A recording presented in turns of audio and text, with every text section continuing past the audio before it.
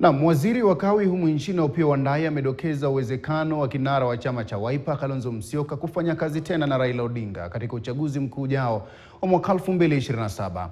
Akizungumza katika hafla ya kuzindua mradi umeme wa shilingi milioni 488 kwa wakazi wa bunge la Kitui Kusini kwenye kaunti ya Kitui katika eneo la Muthaa, Wandayi alikuwa ameandamana na mbunge eneo hilo Dr. Rachel Kaki.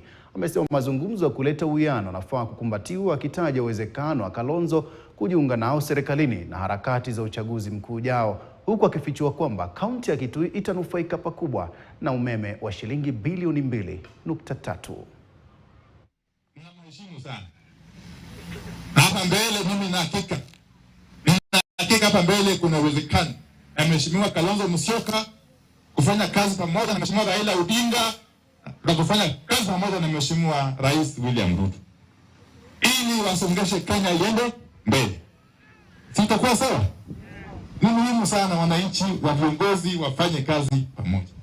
Kwa sababu hata wakati huu kama kuna shida yoyote lazima wananchi wazungumze. Wazungumze tu. It doesn't cost anything. It does not cost anything. Talking, dialogue is free. It's free because we all belong to this country. And this country is for all of us. And this country is bigger than any one of us. Ndio sababu naimiza wananchi na viongozi wenzangu tujaribu tufanye uwiano.